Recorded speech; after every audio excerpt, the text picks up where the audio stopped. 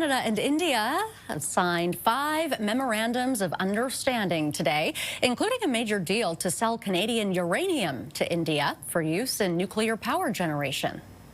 The government of India and Cameco have signed a major $2.6 billion uranium supply agreement supporting India's nuclear ambitions and our shared commitment to clean, reliable baseload power.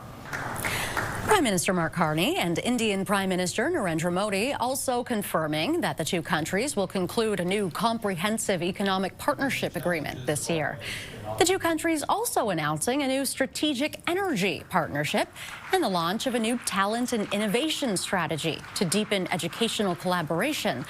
The Prime Minister will visit Australia next as he continues his latest overseas trade mission. With me now is Scott Reid, CTV News political commentator. Good to see you, Scott. Let's start with your reaction to the deals between India and Canada. What does it all mean for us? It means trade, it means economic opportunity, and it means a strategy that takes us away from almost exclusive reliance upon the United States as an export market. And that's really what the Prime Minister's been preaching since he took office a year ago. And I think today, even more so than China, perhaps, is the most visible demonstration of it, because we're not talking about millions or billions, we're talking about tens of billions in deals today. And I do think it probably forges a foundation that they're going to build upon even more. This trip represents really a thawing of relations between the two countries. And we also saw that Carney has invited Modi to Canada. What do you make of that? What message do you think it's sending to Canadians? Well, the message is that we're going to have to put trade first. And that's what the Prime Minister is saying almost without qualification. And not all Canadians will like that. There will be critics. There will be people who say we still hold great reservations about the way in which India has conducted itself, possibly is continuing to conduct itself. Sikh population in Canada, large portions of the Sikh population here won't like it. But you know, the Prime Minister did signal this. I mean, this really, what this represents, this is a living, breathing, walking demonstration of what he's referred to as his pragmatic foreign policy. And when he talked in Davos about we are going to have to work with others, reach out to others, build different kinds of alliances, because we can no longer depend on the United States to be there as our one large, reliable partner. This is what he means. And sometimes that's going to mean those partnerships will be uncomfortable, or they come with baggage, or there are real challenges in diplomatic, humanitarian, and other dimensions.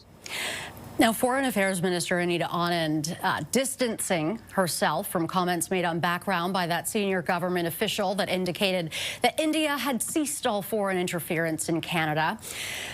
What risks are there for Canada if new intelligence or allegations emerge? Well, now the question really becomes, what if those? You take your point. What if you do get new intelligence to suggest that the Indian government is being aggressive? What do you do with that? Do you jeopardize these business deals? Do you put it in a drawer and never look at it? Do you ignore it? You can't ignore that sort of information.